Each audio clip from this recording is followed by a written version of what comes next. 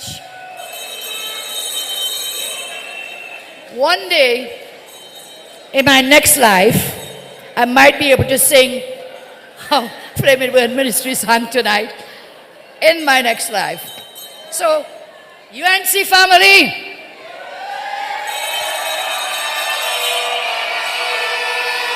Arima,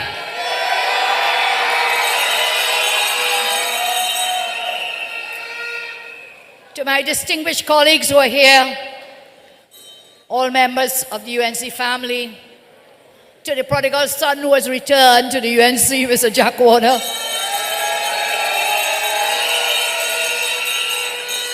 to my brother, Captain Gary Griffith, leader of the NTA, and indeed all the others who are in this massive crowd here tonight. I want to start by making it very clear, by telling you, the people of Arima and environs, what everybody already knows. I love my country. I love Trinidad and Tobago. I love my country. And we are holding this, the last of our meetings, the regional meetings, and when we are done here tonight, the UNC family, the NTA family, we would have talked to all the electors of all 14 regional corporations. All 14. The other parties have not even reached Superior. They have not come to Penal-Debe Corporation. They have not gone to Princestown Corporation. They have not, yeah, they're afraid. I think they've already thrown up their hands in the air and are accepting defeat on Monday. So we hold this meeting here in this Royal Chartered Borough of Arima to let you know that in the house of the rising sun, you have a special place in the house of the rising sun.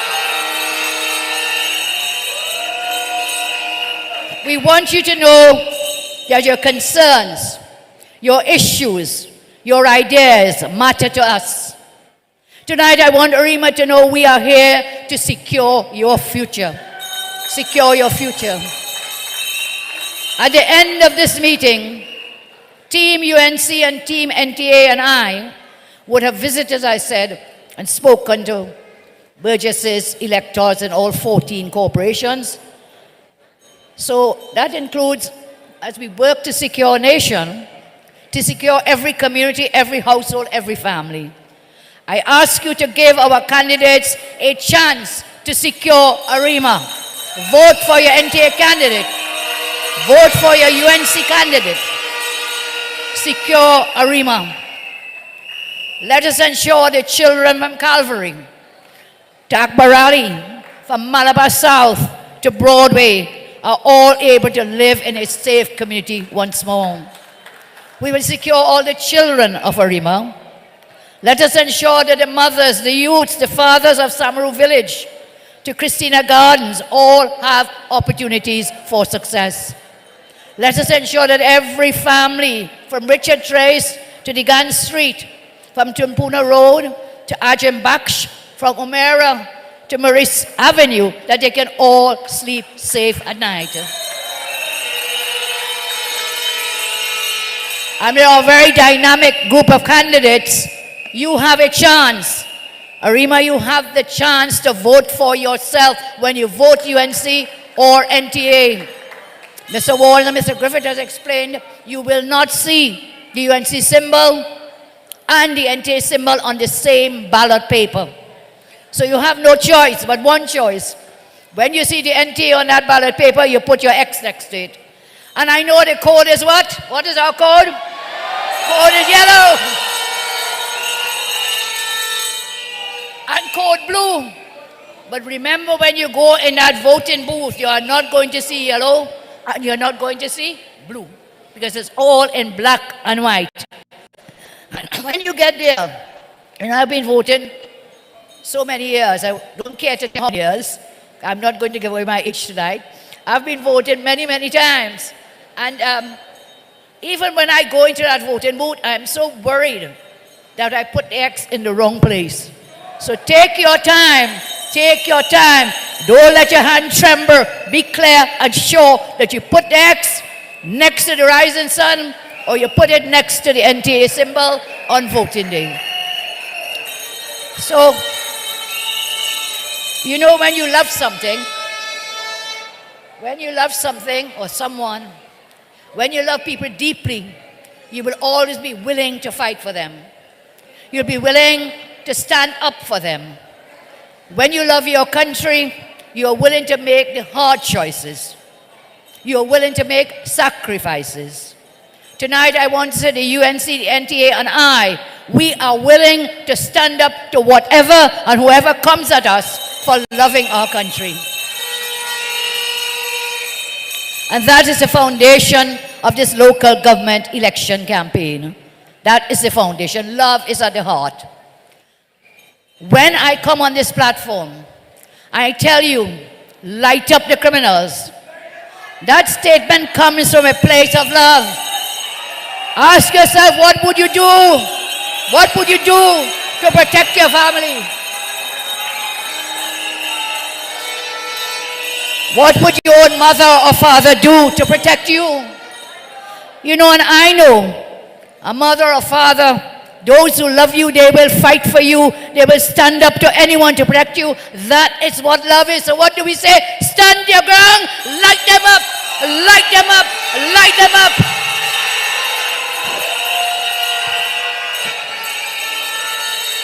Since the PNM, Gary said it tonight, I want to repeat it, it's very important. Since you are against our policies, I ask all citizens to do something for us. When the PNM candidates come to your door campaigning, ask them a simple question. A very, very simple question. Ask them, what should you do when criminals are invading your home to rob and rape and murder your family? Ask the candidate, what should I do? Ask them.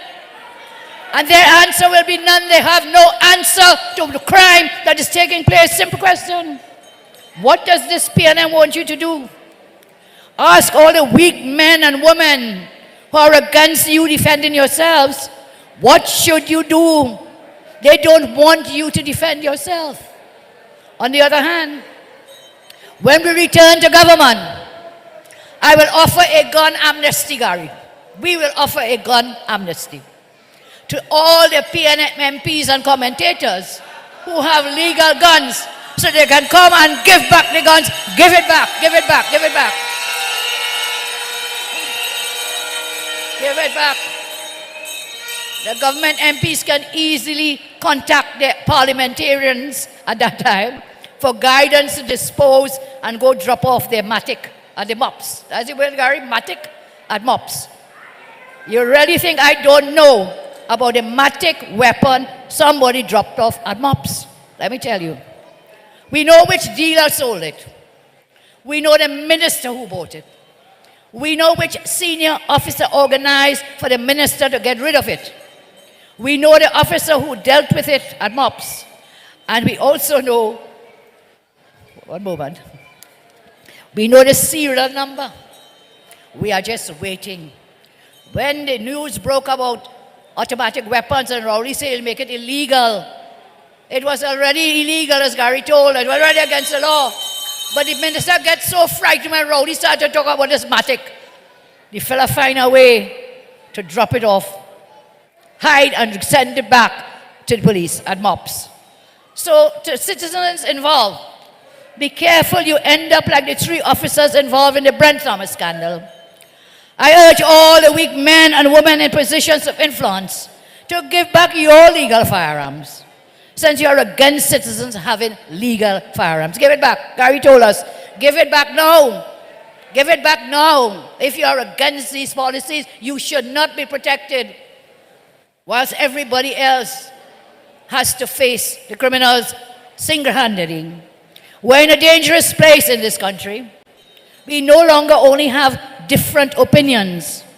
This government, weak men and women, are living in different realities from the rest of people.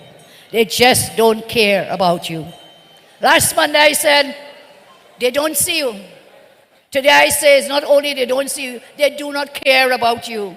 They don't care about you being forced out of your homes by gangsters. They don't care that your children are under self-imposed curfew in hotspot areas. They don't care that your mothers and fathers being cursed, beaten, insulted by gangsters. They don't care that your small businesses, you are being extorted by criminals. It's called coward money. So they extort money, they tell you, give me money, and if you don't do it, I'm coming to damage your business. I'll burn it down. They threaten you, extortion money. The government and weak men and women, they just don't care. Tonight we reach out, and I speak to you, and I am condemned. They don't want for us to identify with you or speak to you. I am condemned because I'm trying to reach out and speak to our youth and to our marginalized persons. I am condemned because I try to speak a language of reality. I am condemned because I'm standing in defense of the ordinary people of our country who are being terrorized by government and by criminals. I reach out because I care, we care. I identify with many things you are going through. I was young once, living in poverty and difficulty with my parents. We struggled. So I was there, been there, done that.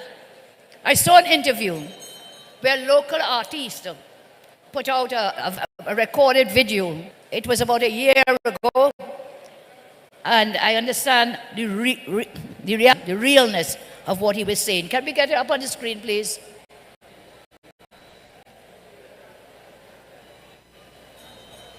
I was like, when I home and see that, I was like the laughing stock. Everybody does laugh at me. Party piper, they used to call me because my father was a piper. My father actually died on the streets. He was a vagrant smoking cocaine. Everybody call me party piper. I go in party in one shoes, one pants, one jersey for months. And just standing up behind Hottie. And Hottie was juggling all the time? Yep, just watching them. People will laugh at me. Hey, you gonna be a piper? I actually, sometimes when I used to come outside and things, as I reach out and the block me and start to laugh at me, I used to just cry and thing and go back inside and thing and stay inside. So see that young man, what he's saying? Those are the people we want to identify with and understand. We've been there, some of us, done that. I'm trying to engage with young people like him. His dad died. Everyone turned their back on him. They laughed at him. That is why there are those going into lives of crime, but he turned his life around. I know people laughed at my family too, when we were growing up.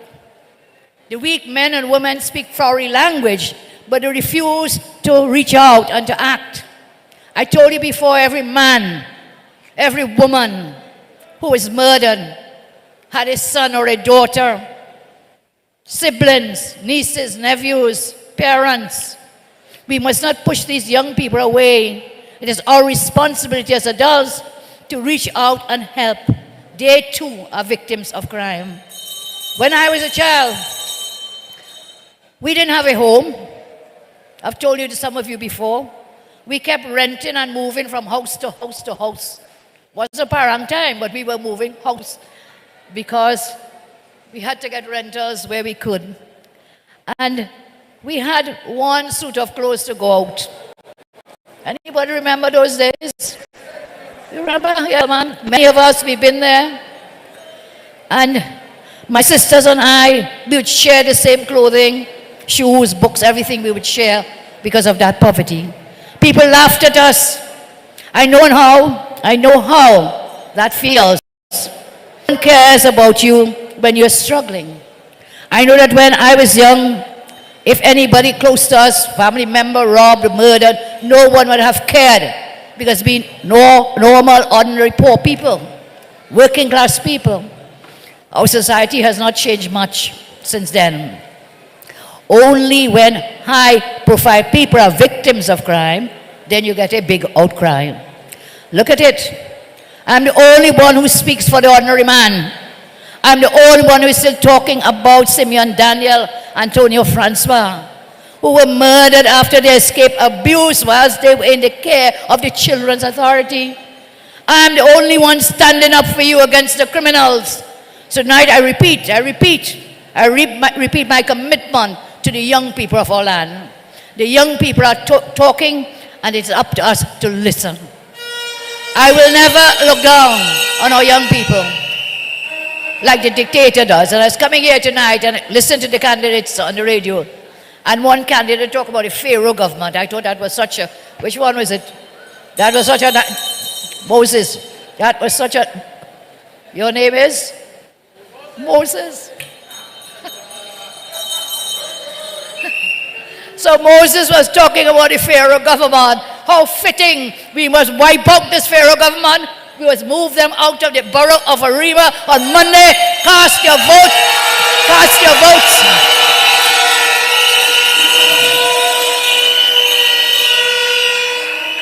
So let us repeat our commitment to the young people. I will never look down on our young people. We will not. And that's what the dictator does all the time. How can we help young people if we don't want to listen to what they're saying? What we are doing is shining a light on all the people of our land. We see you. The UNC sees you. The NTA sees you. I see you. Now, I saw a meltdown today on national TV. I think some of you, if you had the time, Gary explained what you call a post-cabinet meeting. That after you finish cabinet, we had started that, post-cabinet briefings to tell citizens, look, we have agreed to do this, we have agreed to do that. Performance-wise, what are the things we will do? This man used national TV from the podium of the Prime Minister to give a personal explanation, a political personal explanation. And on top of that, buff anybody who asked him anything. Buff up all the media at that. It was like a 2-hour meltdown that we were witnessing. And he said he's going to sue, who it is, Saddam? Saddam and Wade Mark. Yes, MP Saddam and Wade Mark. Well, Mr. Rowley, I tell you tonight, come to court and the greatest lawyer in Trinidad will skewer you on the witness box. Anna Ramogan. Come to court, come to court. And while some about that, the fellow, they say he has rocks in his brains. It's very true.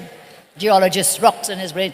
What nonsense is he talking about? Kamla and Jack making deal about extradition. Rowley, the matter is before the courthouse. It's the courthouse will determine that. There's no deal. We can make no deal. But I think you made a deal with him before, so you know what you're talking about. You know what you're talking about.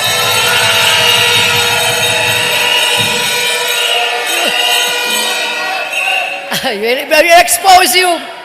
When I say light him up, light him up, light him up, expose him, expose him.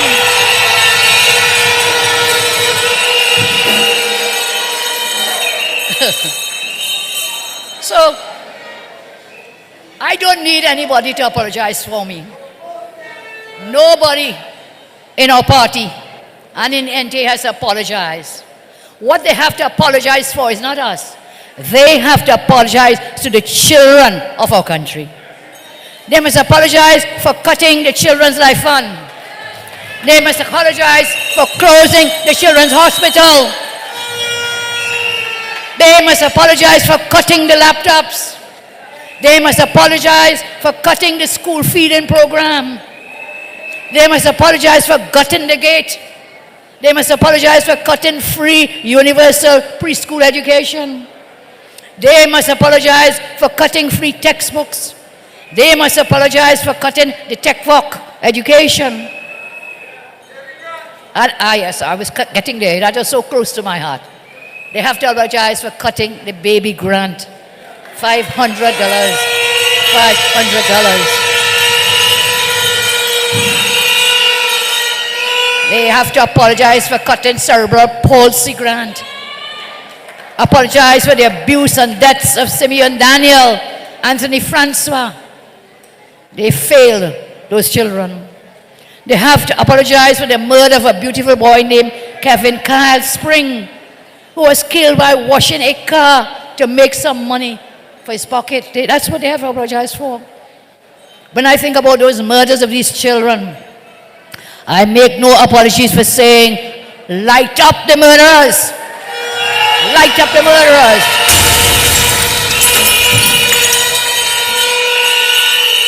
When I think of the rape and murders of Andrea Barrett and Ashanti Riley, I make no apologies for saying empty the clip on the kidnappers. Empty it! Empty it! Empty the clip. And after you empty the clip, reload, and fire again.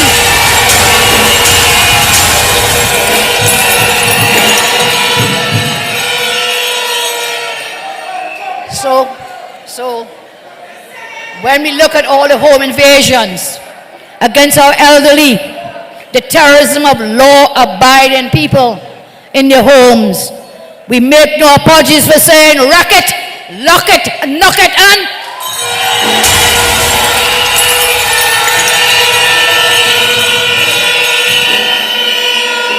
rack it up, lock it and knock it. Many of our people do not feel a sense of hope against this onslaught of crime, oppression by this government. But they are the government of weak men and women. They do not care to fix our country. They don't care pensioners are being robbed. So I ask you, what would you do in these circumstances?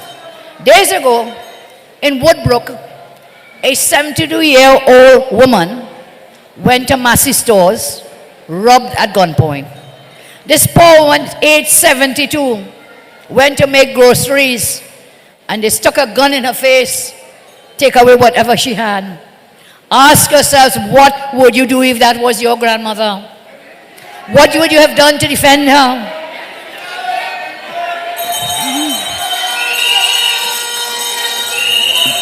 These cowards are traumatized. Traumatized. Who this poor woman, pensioner, they did not only take her money, you know, it also devastated her mental well-being. You could imagine the fear in that person now for the rest of her life. Cowardly criminals, I make no apologies. I started tonight to tell you I love my country. Do you love your country? Do you love your country?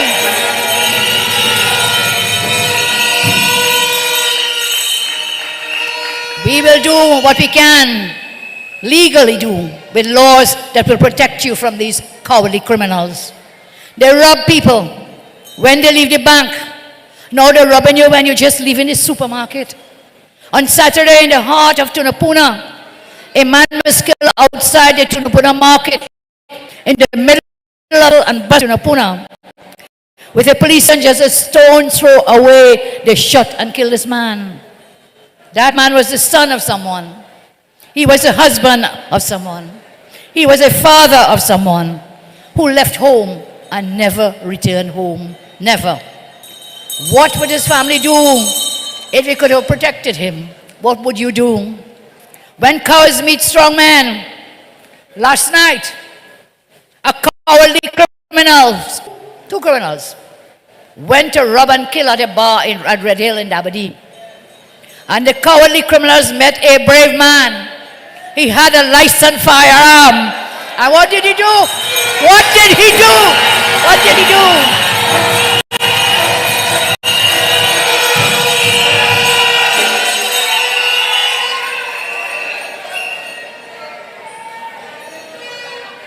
Posters on the screen. This brave man stood his ground. He drew his legal firearm. The rest is history. To protect others from the criminals. He stood his ground and protected the innocent people who were there. And I repeat to you tonight, the holy text, the lines taken from the book of Exodus 22:2. I am quoting from the Bible, the holy text. If a thief is caught in the act of breaking into a house and is struck and killed in the process, the person who killed the thief is not guilty of murder. Not guilty of murder.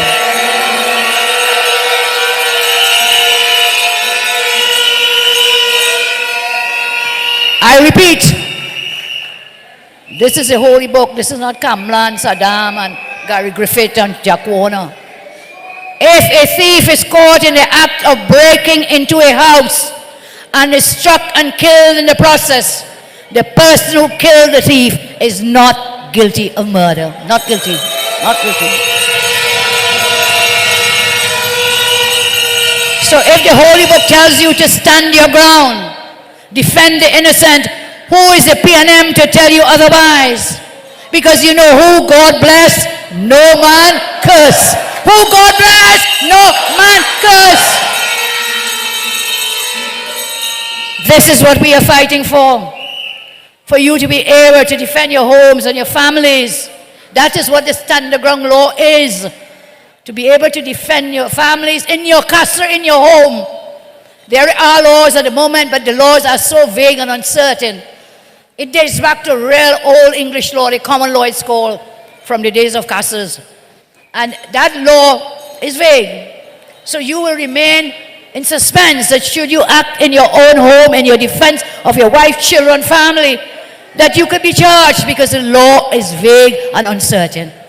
All we are saying is let us give the law teeth that will really truly be able to, like the man, the brave man who took out the criminal, will not have to wake up every morning to worry if you're going to charge him.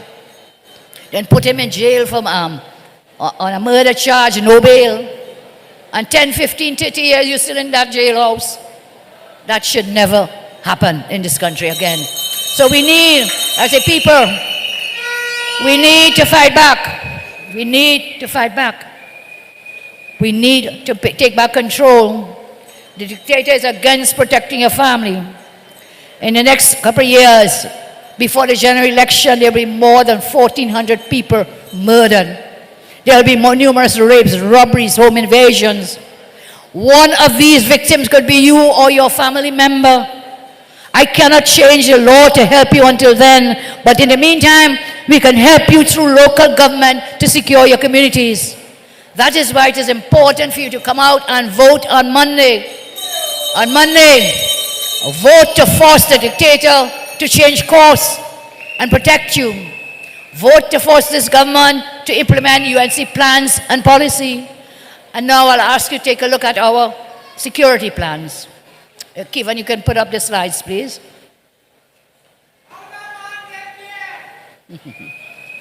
Somebody voted for him, I guess.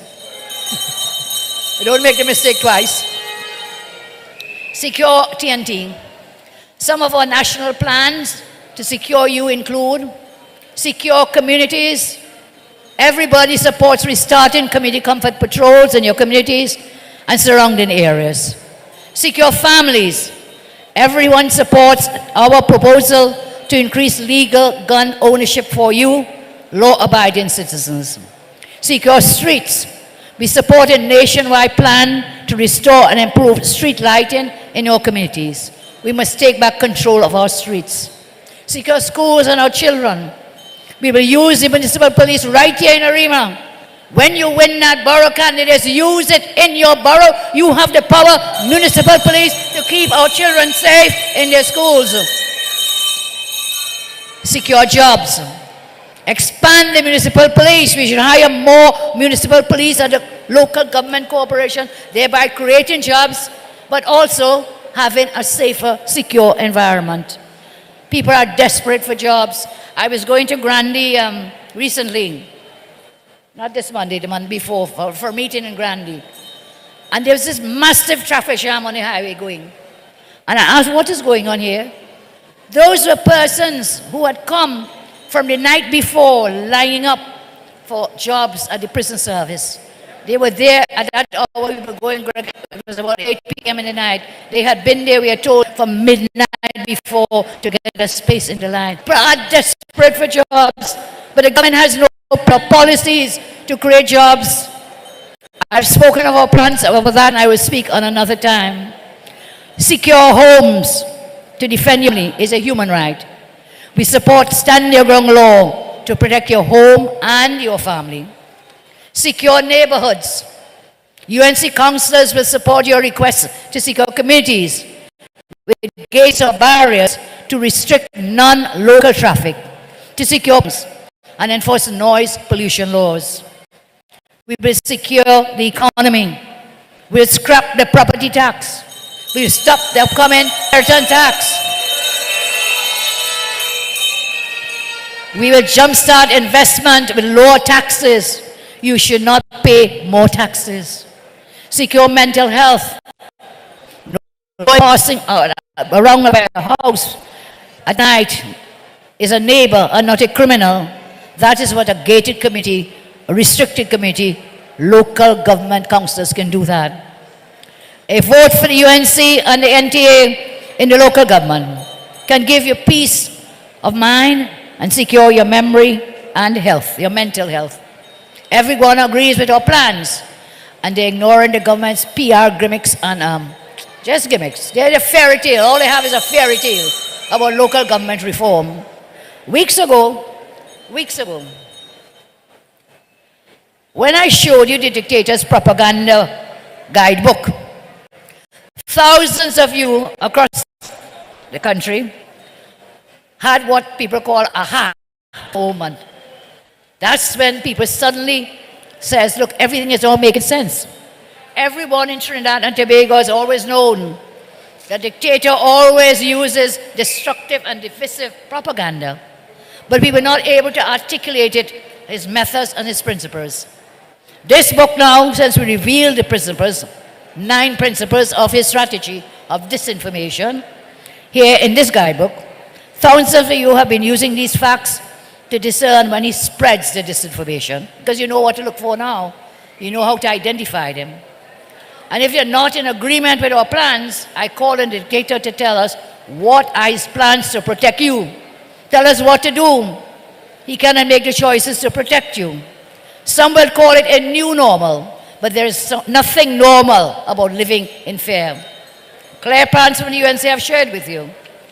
And I want you to remember, we are days away from a local election. And up to now, they cannot tell you any hard facts about how they're going to tackle the issues that you're facing, the problems that you're facing. Here, in the people of Malabar, people of Mera, Tumpuna, Arima, all they can tell you, vote for me and I will make you pay more property tax. Vote for us. Our local government reform is property tax. Nowhere in the world does anybody who wants to lead and go into government, nowhere do they tell you, vote for me and I'll take more money from your pocket. Nowhere in the world. Madness and nonsense. Fake local government reform. You had 8 years. What happened? You passed that law almost a year ago in the parliament, the local government law. Nothing implemented except what? One section that he used to not call the election, to postpone the local election until we had to take them up to court to get the elections called. One section, you know. So how many sections we have in that act? Plenty sections. But not one except to postpone elections. So we know what their game is. We are days away, as I say. We have published our clear plans to secure your family. Nowhere have you heard them explain how the fake reform will improve your life. And I will end now and close by saying, what is our code? What is the code? Yellow is the code. What is the code? Blue is the code. So, color me yellow. Color our candidates yellow. Color me blue. Color the candidates blue as we go forward. Yellow is the code, blue is the code. And if they want to color me as dangerous, I am dangerous as I stand to protect our people.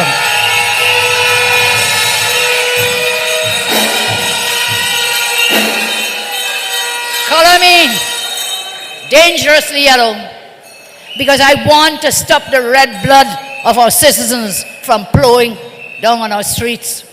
Yellow is the code. Let me hear you say it again.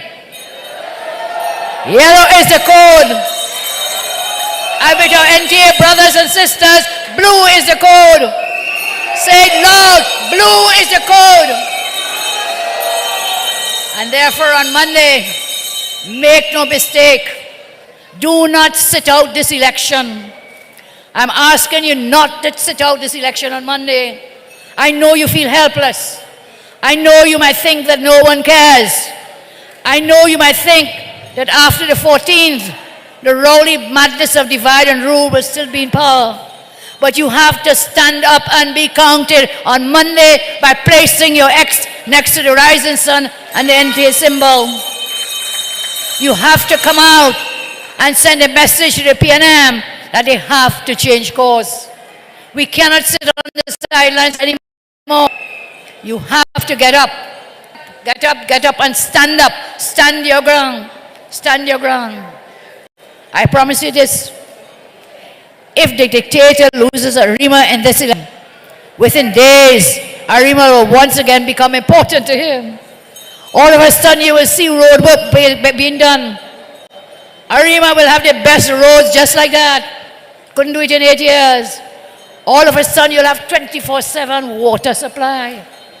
Earl and Hines will jump out of their sleep and start focusing on crime in Arima, because they know if you're willing to come out and vote in a new council in Arima, then they'll be bouncing out of their office a few months, because they know it blows, licks like fire, licks like peas in a general election.